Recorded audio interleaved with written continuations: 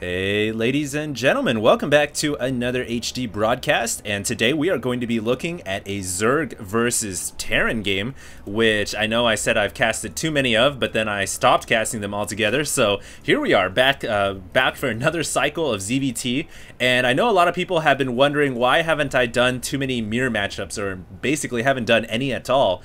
And the reason for that is I actually haven't found any mirror matchups that have been all that entertaining. But I will be on the lookout for mirror matchups, so if you guys have any great ones, go ahead and send them to me, hdreplays@gmail.com, or actually the best thing to do would be to go ahead and go to the starcraftarena.net forum thread where there's the epic replays, and if you guys have a really good mirror matchup, go ahead and post that.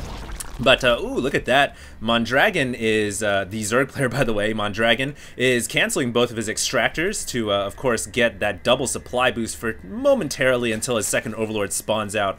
And so just kind of a preference thing. But let me go ahead and introduce the players. Mondragon is an old school Brood War veteran, very skilled Starcraft Brood War player, has really just started to pick up Starcraft 2, I believe. I don't think I have casted any games of Mondragon before, but I'm excited to see this game. He's going to be playing the Zerg here. Already has his Overlords moving out. It is going to be on Xel'Naga Caverns. BratOK, of course, you guys have seen games of BratOK before. I think he played a pretty epic game versus Sake. So yeah, that was a pretty long and very epic game. I think that's where BratOK used a lot of marine control, marine dropship control, and so I'm interested to see this game. This should be a very high level ZVT, and Xel'Naga Caverns, I think, is a pretty fair map for Zerg versus Terran. In my opinion, I haven't seen too many imbalances or anything like that, and I think it's a fairly standard, a good map for Zergs and Terrans to both play on.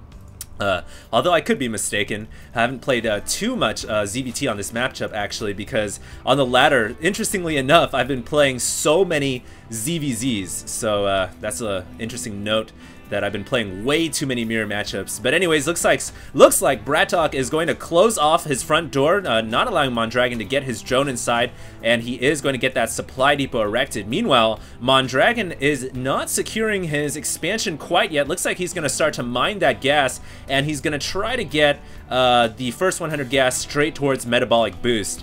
And this is typically standard of most Zerg players. They'll actually open speedlings into mutas, and this is pretty much the standard. There you guys see the gas getting pulled off. Mondragon actually banked 20 gas right there, so a little bit lacking in economy management, but that's not going to hurt him too badly.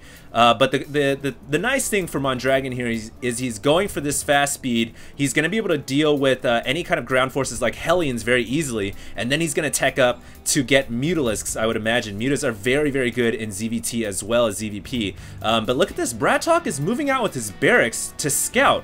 This is very interesting play, and he's actually got his factory in position at the front door. He's getting a command center down now, so he's went one barracks, one fact, straight into a fast command center, and Mondragon has no idea this is coming. His Overlord is actually way up here. Did his Zergling see the command center? Yes, it did.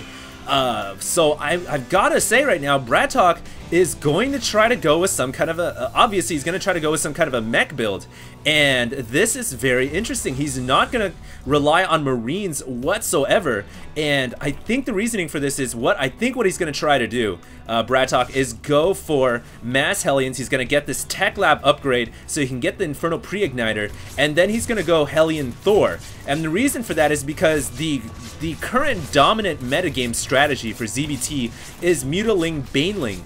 And so if you get Hellions with Pre-Igniter to deal with the Lings, and then you get Thors, enough Thors to deal with the Mutas, then it can be very effective.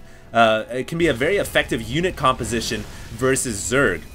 So here we go. Mondragon is going to try to control that hatchery down, and looks like he is going to get his Zerglings out to intercept this Hellion. The Hellion going to try to run away into the high weed bushes, but the Zergling is going to get the surround off to take out that Hellion. I don't think that Hellion got any kills whatsoever. The barracks floating here at half HP over the what are those staglamites or whatever they are down below, so just kind of floating, and is going to be used primarily for scouting information. Mondragon here, if he so chooses to go with mutas, really does need to get a second extractor down, and there we go.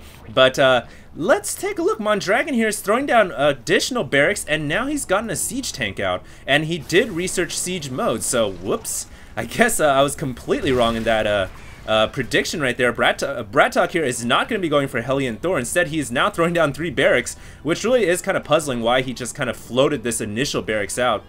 But I guess it's going to get him an early scout, and he's going to be able to see what is coming. We have a Roach Warren going down from Mondragon now, and a Comsat going down is going to reveal the Roach Warren. So now BratOK knows what is coming. He's going to need a couple more tanks to deal with the roaches on the ground, and he's also getting Engineering Bay as well for upgrades. So before this game really starts to crank out into high gear, just wanted to say that the other day, Pain User and I actually went out to Mountain View to go to Google's headquarters, and we actually gave a speech on esports and Starcraft 2 in general. It was a really interesting speech, really fun, and I really enjoyed it a lot because a lot of Google executives from New York and North Carolina and Detroit, they all tuned in across in their offices and everything just to watch, and there was like a crowd of a couple hundred Google employees kind of watching our broadcast. So I think they're going to be putting that video up on YouTube with me and Pain User. So if you guys are interested, I'll make an announcement video very soon. And if you guys followed on Facebook, then you guys would have known already that I did do that event at Google. But be on the lookout for that announcement video in the next couple of days. So anyways, what we just saw in the game, getting back to the game at hand, the barracks just got taken down by the Queen. And so that barracks was just kind of wasted, but it is going to get the scout off. And you know what I gotta say is, right now Mondragon, I think he's assuming there's gonna be Hellions coming. Because, yeah, well, there's the Hellions coming right there with the pre-igniter upgrade. The Roach is here, gonna pick off, oh my goodness, great surround with the Speedlings to pick off 2 of the Hellions. Only 1 Hellion survives. The drones here gonna try to run away, and it looks like the damage has been neutralized. And no drones getting taken out there, but the Hellion did get a full-on scout. Mondragon has now revealed his Roach Hydra tech, and it's kind of interesting to see Roach Hydras in ZVT. In my opinion, Zergs going for Hydralisks are never really the best strategy. Hydras are very weak to siege tanks. They take a lot of damage from them. So BratOK here might have his Dreamland kind of placed in front of him.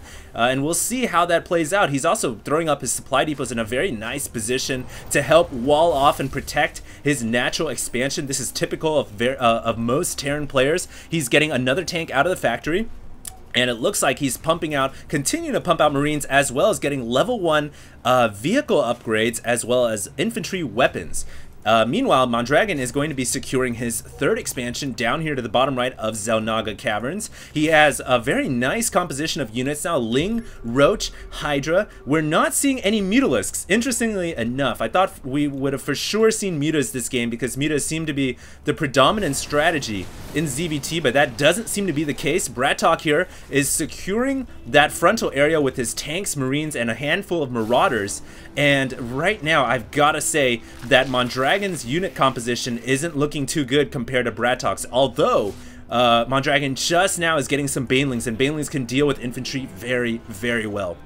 Do we have centrifugal hooks? Yes, we do. We also have Carapace being researched, as well as Roach Speed, so the upgrades are ticking away for both players right now, and income is showing both of them macroing very heavily. The Zerg right now at 61 harvesters, my goodness, for a total of 107 supply, where our Terran player has actually just gotten a contamination on the factory, so that is going to delay the siege tank by 30 seconds, but the Terran player is at 94 supply, so he's just a little bit behind.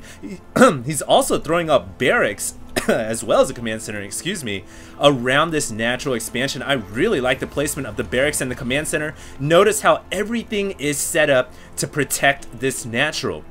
And a Terran player can run off of 2 bases for a very, very long time. That's really all they need to build up a max army. And considering BratOK has not taken any damage whatsoever, I think BratOK is in a pretty good position. But very soon he's going to need to push out and make something happen, because if Mondragon goes unchecked and expands like this, he can take the gold. He's actually taking this 9 o'clock expansion right now. Then BratOK could be in a bit of trouble. BratOK needs to make some kind of harass happen. He cannot sit in the base or indoors all day long, so he really does need to make something happen here. He's getting a Raven out of his dropship. He's also getting this reactor, which helps increase the Raven's starting energy, I believe. And here we go. Looks like BratOK is finally going to be pushing out with his Marines, Marauders, and Siege Tanks. This Overseer needs to get out of harm's way. The Marines using the drugs there to try to catch up. And